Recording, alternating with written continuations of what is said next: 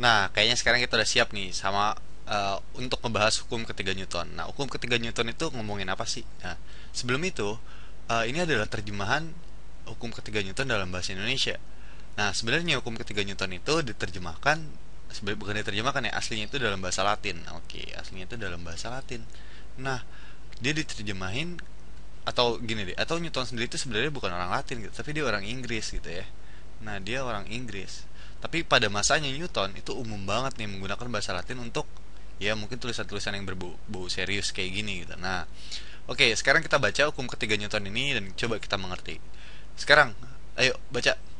Pada waktu kita memberikan gaya pada suatu benda, maka benda itu akan memberikan gaya juga yang besarnya sama dengan gaya yang kita berikan, tetapi arahnya berlawanan. Iya, jelas lah ya sebenarnya. Nah, gini nih, let's say misalnya ini tembok, terus kita marah nih, ceritanya marah nih, marah ngambek gitu, boh, ngambek kesel terus nunjuk tembok, truk. Kenapa kita nunjuk tembok terus kita yang sakit? Ayo, iyalah, gini, kalau misalnya kita nunjuk tembok, artinya kita memberi gaya kan terhadap tembok. Ya, misalnya let's say besarnya F. Ternyata kita kesakitan. Padahal tembok kelihatannya nggak ngasih apa-apa ke kita. Tapi kalau kita lihat hukum ketiga Newton ini, dia memberikan gaya yang sama besarnya, tapi arahnya berlawanan. Oh, berarti dia juga ngasih gaya sebenarnya. Arahnya berlawanan terhadap tangan. Itu yang nyebabin tangan kita jadi sakit gitu ya. Nah, coba apalagi coba contoh-contoh dari hukum ketiga Newton ini. Kayak gini. Misalnya, let's say kita di sini punya benda nih atau balok lah gitu ya. Terus kita coba dorong balok ini ke arah kanan misalnya. Kita dorong balok ini ke arah kanan, ini tangan nih. Oke, ini tangan. Ya, ini tangan gitu. Nah, terus kita dorong dia ke arah sana. Iya, ingat bahwa kalau kita ngasih gaya pada suatu benda, maka benda itu akan bergaya yang besarnya sama. Oke, kita ngasih gaya ke sana. Terus gimana coba? Kok dia ngasih gaya balik ke kita? Iyalah, coba. Coba sekarang kalau di dekat kalian itu ada meja atau ada apa, coba deh dorong. Iya, kerasa nggak kalau tangan kalian itu tertekan? Iya, sebenarnya benda yang kalian dorong itu juga memberikan gaya kepada tangan kalian sehingga kalian merasa bahwa ya tangan kita tertekan gitu ya. Nah, coba contoh lain dari hukum ketiga Newton ini. Ayo, ayo. Uh, uh, Misalnya gini, ada tentara pernah dong ngeliat film-film apa? Film-film tentara gitu. Oke, misalnya ini tentara ya. Set, ini tentara. Oke, gambar dulu tentaranya. Nah, ini tentara. Misalnya ini senapannya. Oke, ini senapan. Oke, gambarnya kurang bagus gini. Terus dia nembak. Nah, si tentara ini bakal kelihatan kalau dia kayak kedorong gitu ke belakang. Nah, pelurunya itu ke arah depan. Oh, ternyata peluru tadi memberikan gaya juga ke senapan sehingga si tentara ini juga kedorong ke belakang.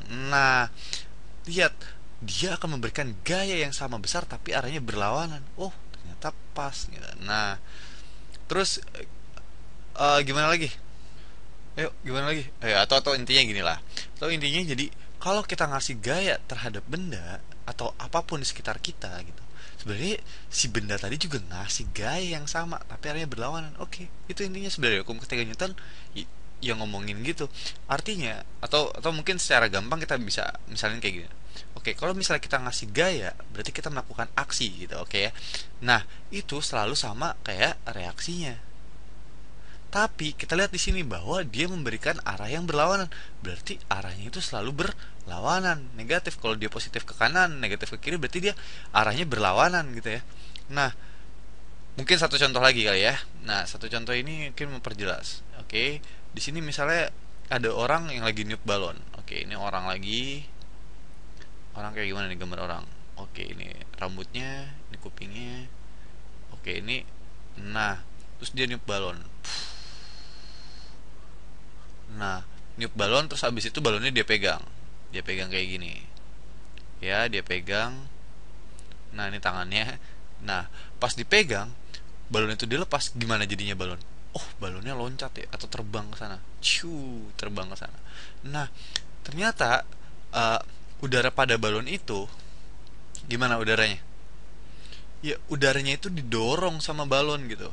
Nah, balon ini mendorong udaranya keluar. Ternyata udara ngasih gaya balik ke balon tadi. Sep. Nah, jadi balon itu terbang ke atas. Iya, kayak gitu loh. Ya, dapat lah ya. Nah, contoh yang paling sering waktu ngomongin hukum ketiga Newton ini sebenarnya adalah ya roket kayak gini nih. Oke.